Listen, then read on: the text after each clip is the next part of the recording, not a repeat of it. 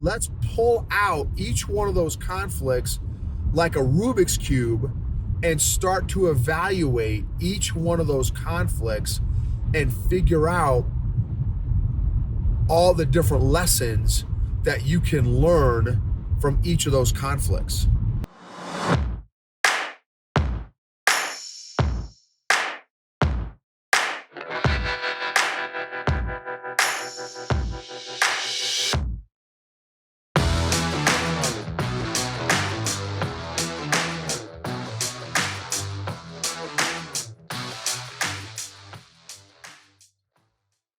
EQ gangsters, what's up? What is the intersection between conflict and emotional intelligence? What is the relationship between conflict and your own emotional health? This episode is sponsored by Classical Conversations. Very thankful for this homeschool program. In fact, just left the house on my way to jiu-jitsu, actually a black belt promotion for one of my friends, at Prime BJJ, where I first started jiu-jitsu in Colorado. Not where I first started jiu-jitsu, but where I first started jiu-jitsu in Colorado. And amazing professor, Professor Marcelo, incredible guy, incredible dude, humble, a learner, a lifelong learner, which I just love that quality of leadership. And I also love how he deals with conflict. Anyway, whole nother thing. So homeschooling, the opportunity to homeschool, y'all, there's flexibility. Can we talk about flexibility? How many of y'all love flexibility? Now, both me and my wife work from home, which is a tremendous blessing. Very, very thankful for that. The opportunity to homeschool and have the flexibility to knock out whatever projects we want to knock out, go where we want to go, travel where we want to travel, and still be able to rock homeschooling ops on the go, wherever, hotels, wherever we're at, traveling, trips, we can do that. And I love that because learning, one of the things I want to pass on to my daughter is that I didn't get from public school is learning does not have to be with a textbook, with a teacher, in a desk, in a classroom, in a school. Man, I learn all the time. Learning, that's what I want to pass on to her, that she can learn wherever, whenever she wants to. She doesn't need a textbook. She doesn't need a teacher or professor. She can learn all the time in life. And again, just with all that's going on in our country, in our world right now, being able to educate at home with your own values, your own morals, your own principles, I think is critical. Check out classicalconversations.com/Gibbons for details. You get, I think, a couple free books and resources if you visit that link, classicalconversations.com/Gibbons. Lots of great resources on there, a couple free resources. At least do the research, y'all. At least look into it, check it out. classicalconversations.com/Gibbons. So when is the last time, in fact, this would be great. Let's do a conflict audit. How about that? A conflict audit, and make a list. If you're, again, you may have to go back through this YouTube video or podcast episode when you're stationary and you can sit down and write notes and, on your phone or whatever, paper and pen. Do a conflict audit. When is the last time, list the last 5 or 10 conflicts that you have had. Oh man, this is so fire. List the last 5 or 10 conflicts that you've had. And now let's pull out each one of those conflicts like a Rubik's Cube and start to evaluate each one of those conflicts and figure out all the different lessons that you can learn from each of those conflicts. What can you learn about yourself from each of those conflicts? What can you learn about others in each of those conflicts? How self-aware were you in that conflict? How socially aware were you in each of those conflicts? How aware were you of your own emotional state going into that conflict? How aware were you of the other person's emotions going into that conflict? How good a job did you do at validating and affirming the other person's points and emotions? Not just the points, but also the emotions. How did you do at validating and affirming the other person's points and emotions? How well did you actively listen? How emotional did you get in that conflict? Did you go to a 10? Did you go to a 6? Did you go to a 3? Where were you at on that emotional temperature gauge in that respective conflict? So that's something to think about, some things to think about and chew on there when you're doing this analysis and this evaluation. How emotionally healthy were you? What was your emotional frame of mind, state of mind going into that particular conflict? Were you very emotionally healthy going into that conflict? And then, how did you handle it? Are you proud of how you handled it? What did you do well in that conflict? What could you have done better in that conflict? So now, again, doing the reflection, looking back, what will you do differently going forward in conflict? This is money. With the conflicts that you have been in, who has handled those conflict situations well? And why do you think so? In your head, what does healthy, productive conflict look like? What does healthy, productive conflict look like? In a couple of my coaching sessions today, I did, I had a couple individual coaching sessions with executives, and then I had a group coaching session with leaders, and I talked about that. I'm like, look, conflict and tension in relationships is natural and normal, y'all. There's not a relationship on the planet that is probably not going to that's not going to experience tension or conflict to whatever degree, even a low-grade disagreement. You know what I mean? So rather than, and again, listen, this is coming from a recovering people pleaser addict, y'all, a 4-decade people pleaser addict who used to absolutely be terrified in conflict or of conflict. I was terrified, y'all.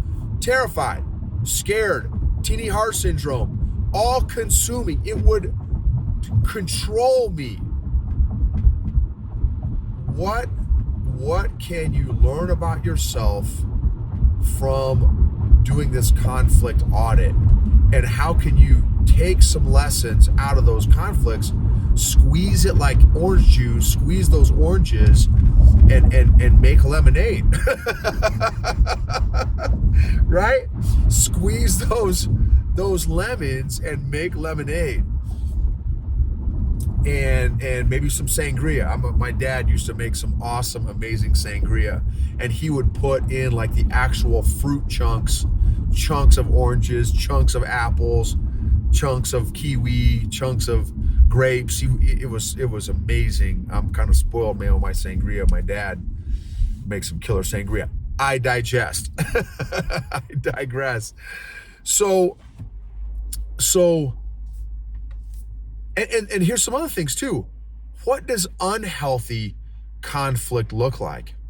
That's another thing too, man, I find just crazy is that since conflict and tension is such a natural part of relationships, how many of us have been trained on how to do productive conflict, right? And here's a great book and resource, Crucial Conversations. If you have never read that book, it is the, in my opinion, best book on conflict and tough, difficult conversations that I've ever read. And I've read a truckload of books. Crucial Conversations. There's also a book called Crucial Accountability, which is another amazing book on, holding each other and teams and stuff accountable.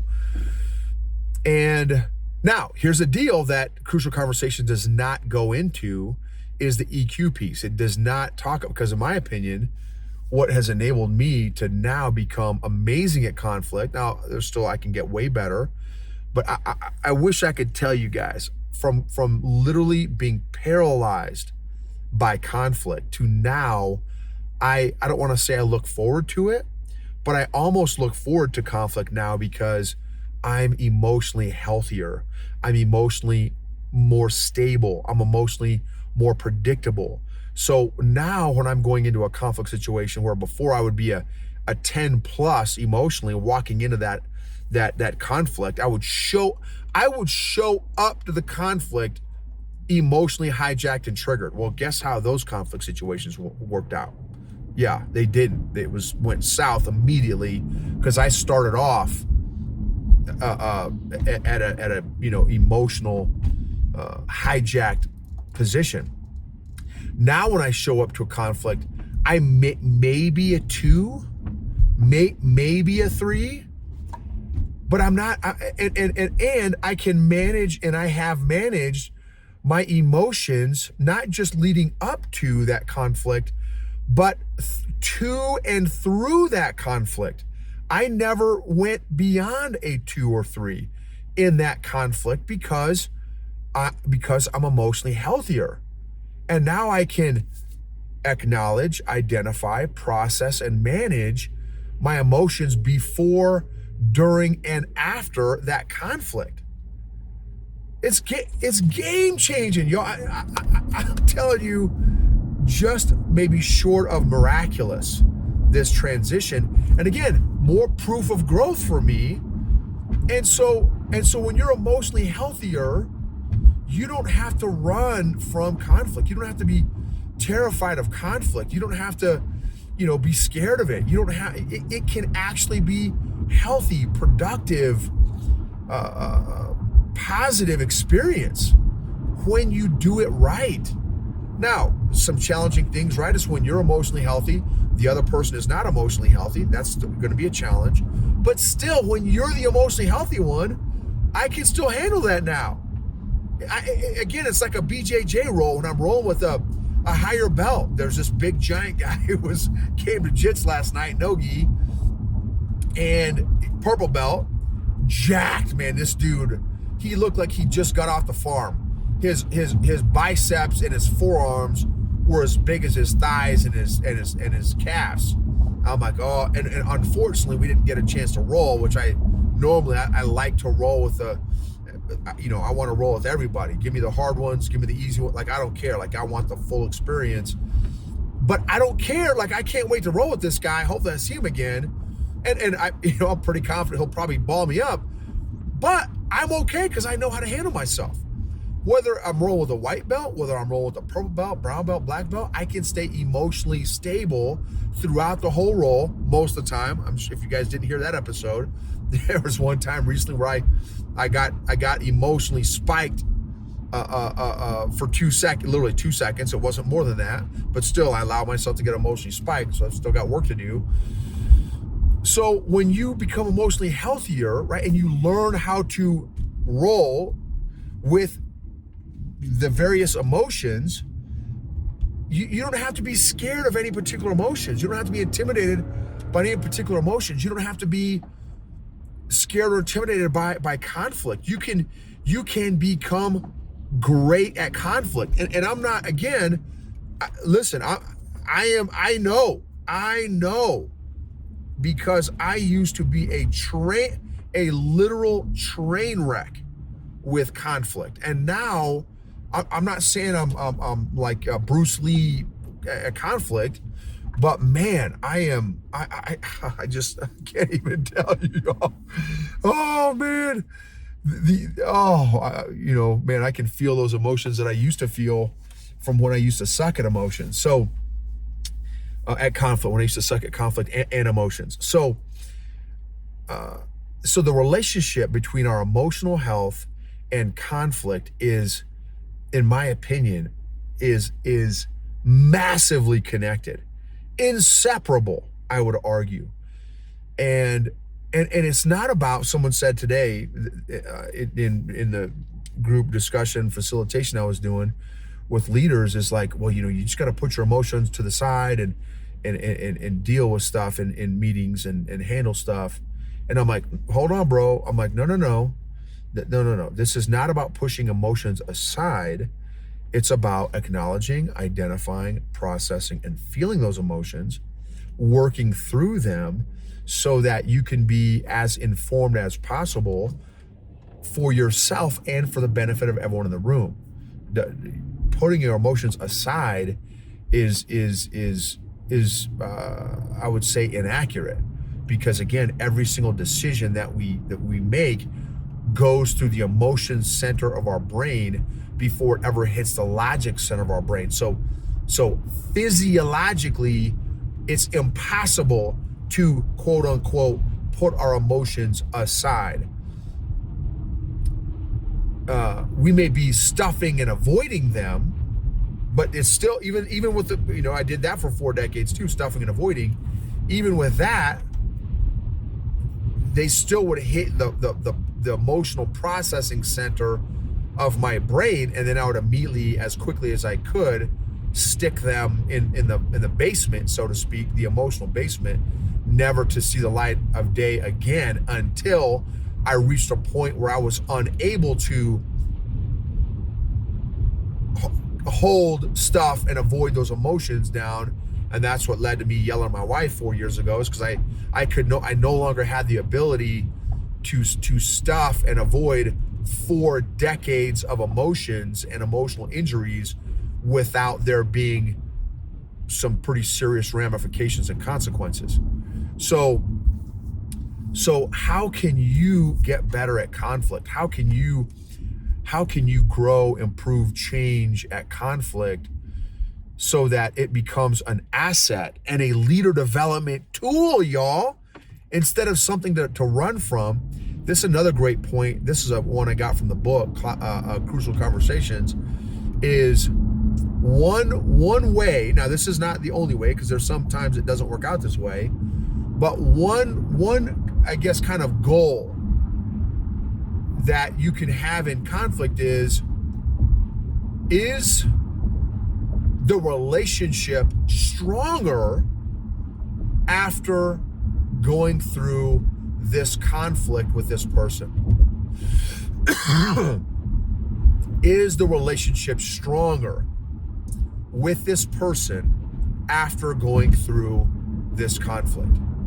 And that's one way. Again, it doesn't always work out that way,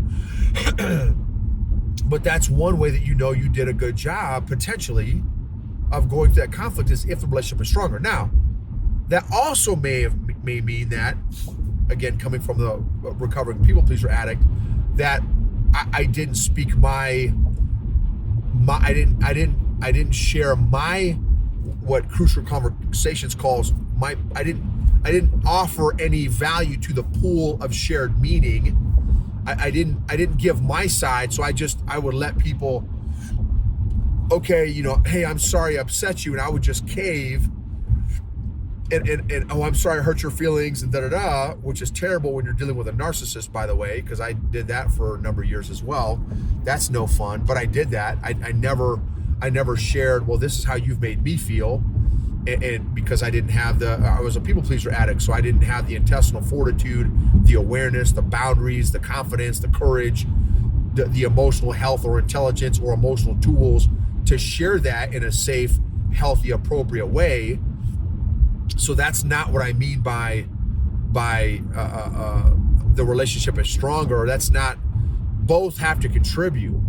Can both of you, both parties, or all 3 parties, or all 4 parties, or all 5 parties share genuinely your true feelings, emotions, and points in a safe, non-threatening way that all parties can validate, affirm, I didn't say agree with, validate and affirm each party's emotions and truly understand those points and emotions, and then work through and come to whatever agreement or disagreement that may be there, right? So anyway, if you feel like this added value to you and you would want to share it, I'd love it. It'd mean a lot if you would share it maybe with a friend or a colleague or a family member that